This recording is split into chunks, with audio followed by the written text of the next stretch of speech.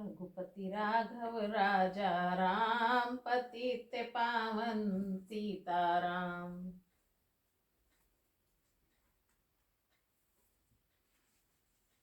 दूसरे दिन के लिए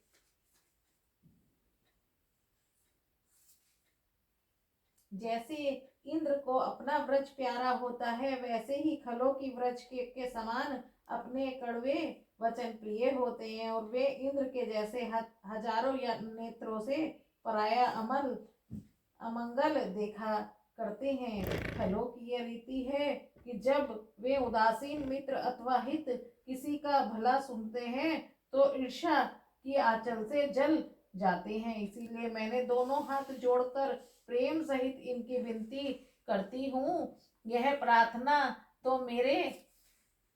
तो मैंने अपनी ओर से कर दी, परंतु वे भूल कर भी इसका ख्याल नहीं करेंगे। जैसे कौवे को चाहे कितने भी प्रेम से पालो, पर वह कभी निष्माषित हो सकता है। अब मैं संतों और दुष्टों के भी चरणों को प्रणाम करती हूँ। यद्यपि ये दोनों ही दुखदाई हैं, तथापि उनमें कुछ अंतर कहा गया है। एक संत हैं जो बिछुड़ने के समय प्राण कर लेते हैं, और दूसरे दुष्टजन मिलते ही दारुण दुख देते हैं। जल में कमल और जोक साथ ही उपजते हैं, पर उनके गुण अलग अलग होते हैं। ऐसे ही संत और असंतों के भी गुण अलग अलग होते हैं। देखिए, अमृत और मदिरा का पिता समुद्र एक ही है, और उस पर उत्पन्न दोनों के गुण समान जगत के पृथक हैं। उसी प्रकार संत और असंत में भी अंतर है। संत अमृत समान है और असंत मदिरा के समान है। अपनी अपनी करनी से सब भले और बुरे संसार में सुंदर यश और अपयश को पाते हैं। संत जन अमृत और गंगा के समान है। दुष्ट लोग विष, अग्नि और कर्मनाशा नदी के समान है। इस प्रकार गुण और अवगुण को सब कोई जानते हैं, परंतु जिनको जो अच्छा लगता है उनके लिए वही अच्छा है। भले भलाई से शोभा पाते हैं, और नीच को उनकी नीचता ही शोभा देती है। जैसे अमृत अमर तत्व प्रदान करता है, और विष की सराहना इसलिए है कि वह तत्काल मार डालता है। दुष्ट जन तो अवगुणों को और संत जन गुणों को ग्रहण करते हैं, परंतु उन दोनों की गति की अथाह समुद्र के समान अपार समझना चाहिए। इसी से मैंने अपने गुणों और दोष को थोड़ा विवेचन किया है, क्योंकि बिना पहचाने के बिना इनका संग्रह और त्याग नहीं हो सकता। ब्रह्मा जी ने ही सब भले और बुरे का उत्पन्न किया है, और वेद ने गणना करके अर्थात उनके गुण दोषों का निश्चय करके अलग अलग किया है। इस बात को वेद, इतिहास और पुराण भी कहते हैं कि विधाता का सारा प्रपंच गुण अवगुणों से मिला हुआ है। सुख दुख, पुण्य पाप, रात दिन, साधु असाधु, सुजाति कुजाति, देवता दानव, उच्च नीच, अमृत विष, संजीवनी बूटी और अमृत और मृत्यु, माया और ब्रह्मा, जीव और ईश्वर, लक्ष्य और अलक्ष्य, दरिद्र और राजा, काशी और मगध देश, गंगा और कर्मनाशा, मरु देश और मालवा देश, ब्राह्मण और कसाई, स्वर्ग और नरक, प्रीति और वैराग्य, इन गुणों को दोष का विभाग वेदों के शास्त्रों ने किया है। यह सब लोग भली भांति जानते हैं। श्री ब्रह्मा जी ने इस जड़ चेतन रूप जगत को पुण्य दोषमय बनाया है, तो भी जिस प्रकार हंस जल को त्याग कर दूध ही ग्रहण करता है, ऐसे ही संत जन दोष को त्याग कर गुण को ही ग्रहण करते हैं। परंतु जब विधाता ऐसा ज्ञान देते हैं, तभी मन दोषों को त्याग गुणों को ग्रहण करता है। काल कर्म स्वभाव की प्रेरणा से कभी भले पुरुष भी अप्रकृति के वश होकर सन्मार्ग से चूक जाते हैं, किंतु उसे भगवान के भक्त सुधार लेते हैं तथा दुखों और दोषों का दलन कर पवित्र यश देते हैं। वैसे ही दुष्जन भला संग पाकर भलाई तो करते हैं, पर उनका जो भंग न होने वाला मलिन स्वभाव है वह नहीं मिटता। अच्छा वेश बनाकर वे भले हो जगत को ठग लें, क्योंकि वेश को प्रताप से उनका पूजा होती है, परंतु अंत में उनकी पोल अवश्य खुल जाएगी और उस पोल के खुलते ही उनका अनंत हो जाएगा, विवाह निर्वाह नहीं होगा। जैसे काल ने भी रावण और राहु का निर्वाह नहीं हुआ, इसके विपरीत साधु पुरुष जो सच्चे सत्पुरुष हैं, चाहे कैसे भी कुवेश में क्यों न रहे, पर उनका सर्वत्र समान ही होता है। जैसे जामवत और हनुमान आज भी जगत के पूजनीय हैं।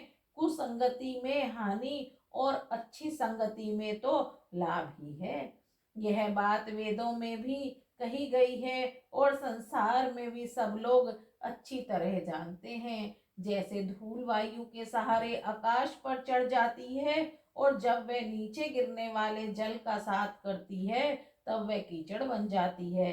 जैसे तोता मैना साधु और असाधु सबके घर में रहते हैं अर्थात पाले जाते हैं, परंतु साधु के घर में पलने वाले राम राम कहते हैं और अस्थायियों के घर में पलने वाले गिन गिन कर गाली देते हैं। देखिए धुआं ही एक ही है, परंतु वे कुसंगति के कारण कारिख बनकर पात्रों को और अन्याय पदार्थों को बिगाड़ देते हैं और सुसंगति पाकर वही स्याही बनकर शास्त्र और पुराणों को लिखता है। वही धुआं अग्नि और पवन के ससंग्रहण से मेघ बन जगत का जीवनदाता हो जाता है। सूर्य और चंद्रमा आदि ग्रहण औषधि जलवायु और वस्त्र ये सब कुयोग और सुयोग को प्राप्त होने से भी संसार अच्छे और बुरे हो जाया करते हैं। उनको उत्तम पुरुष भली प्रकार जानते हैं। यद्यपि चंद्रमा का प्रकाश दोनों पक्षों के गर्भ के बराबर बना रहता है, पर विधाता के नाम में से भेद कर दिया है। कारण यह कि जो पक्ष चंद्रमा का पोषक है उसको शुक्ल पक्ष कहकर जगत ने उनका यश बढ़ाया है, और जो पक्ष चंद्रमा को हीन बनाने वाला है उसका नाम कृष्ण पक्ष रख के जगत ने उनको अपयश दिया है। इससे में जड़ और चेतन संसार में जितने जीव हैं उनको राममय जानकर उन सबके कमल रूपी चरणों के सर्वदा हाथ जोड़कर वंदना करती हूँ। फिर मैं समस्त देवता दानव नर नाग पक्षी प्रेत पितर गंधर्व और किन्नर तथा राक्षस आदि सबको वंदना करती हूँ कि सब लोग मुझ पर कृपा करें। इस प्रकार जो चार खान के जरायुज अनन सवेदन उजित्र कुल 84 लाख जीव जल थल और आकाश में रहते हैं, मैं उन सारे संसार को सीता राममय जान दोनों हाथ जोड़कर प्रणाम करती हूँ। उनको सब लोग अपना दास जानकर छल छोड़ और एक साथ मिलकर मेरे ऊपर कृपा करें, क्योंकि मुझे अपनी बुद्धि के बल का कुछ भी भरोसा नहीं है। इसी से आप सब लोगों से विनय करती हूँ। मैं श्री रामचंद्र जी के गुणों की गाथा करना चाहती हूँ अर्थात रामायण लिखना चाहती हूँ, पर मेरी बुद्धि बहुत छोटी है और श्री रामचंद्र जी का चरित्र अति अथाह है। इसमें मुझे कोई अंग और उपाय नहीं सूझता। काव्य के अनेक अंग हैं जिनमें मुझे एक का भी ज्ञान नहीं है, क्योंकि मेरी बुद्धि तो महादरिद्र है और मनोरथ राजा के समान है। मेरी बुद्धि तो अत्यंत नीच है और इच्छा बहुत बड़ी है। इच्छा तो अमृत की है और यहाँ जगत में छाछ मट्ठा भी नहीं मिलता, तब मैं कैसे बने। इस कारण सज्जन पुरुष मेरी इस दुर्ता और क्षमा करेंगे और मुझ बालक की बात को मन लगाकर सुनेंगे। जैसे बालक की तोतली बातों के कहने पर उसे माता और पिता मन लगाकर सुनते हैं, उसी प्रकार मेरी कविता को बालक कप्पन के समान जानकर आशा है लोग श्रवण करेंगे। पर उसमें जो पराये दोषों का भूर्ण धारण करने वाले कूल कुटिल और कुविचारी होंगे वे तो हंसेंगे ही। यूं तो अपनी कविता किसे अच्छी नहीं लगती, चाहे वह सरस हो अथवा निरीफी की, परंतु जो परायों को रचना सुनकर प्रसन्न होते हैं, ऐसे उत्तम पुरुष संसार में अधिक नहीं है। हे भाई, संसार में नदी और तालाब के समान ऐसे बहुत से मनुष्य हैं जो जल को पाकर अपनी बाढ़ से बढ़ जाते हैं। ऐसे पुण्यात्मक और सज्जन समुद्र के समान कोई कोई हैं जो कि पूर्ण चंद्रमा को देखकर बढ़ते हैं। मेरे भाग्य तो छोटा है और अभिलाषा बड़ी है, किंतु एक विश्वास है कि सज्जन पुरुष मेरी बातें सुनकर सुख पावेंगे और दुष्ट लोग हंसी करेंगे। परंतु दुष्ट जनों की हंसी और निंदा से मेरा हित ही होगा, क्योंकि कौवे की कोकिल के कंठ को कठोर ही कहते हैं, इसी प्रकार हंस को बगला और पपीहे को मेंढक भी कहते हैं। ऐसे ही मलिन स्वभाव की एक सुंदर वार्ता की हंसी करेंगे।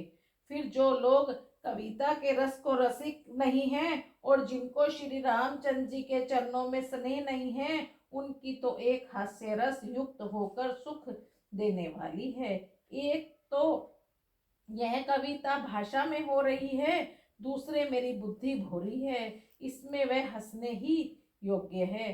तब यदि कोई हंसे तो क्या अनुचित है, क्योंकि जिसका भगवान के चरणों में प्रेम नहीं है, उनको समझ नहीं अच्छी नहीं है। जिनको तो एक कथा सुनकर फीकी भी ही लगेगी, परंतु जिनको श्री रामचंद्र जी के, श्री महादेव जी के चरणों में प्रेम है और उनकी बुद्धि कुकृत वाली नहीं है, उनको श्री रामचंद्र जी की एक कथा अवश्य मीठी लगेगी। मुझे आशा है कि मेरी कविता को राम भक्ति के अलंकृत जानकर सज्जन लोग हृदय से सुंदर वाणी से प्रसन्न करेंगे, क्योंकि न तो मैं कवि हूँ और न बोलने में चतुर हूँ और सब प्रकार की कलाओं से भी रहित हूँ। इतना अवश्य जानती हूँ कि काव्य के शब्द, अर्थ और अलंकार नाना प्रकार के होते हैं, पर छंद प्रबंध भी अनेक प्रकार के होते हैं और उसमें भाव भेद और रस भेद भी हैं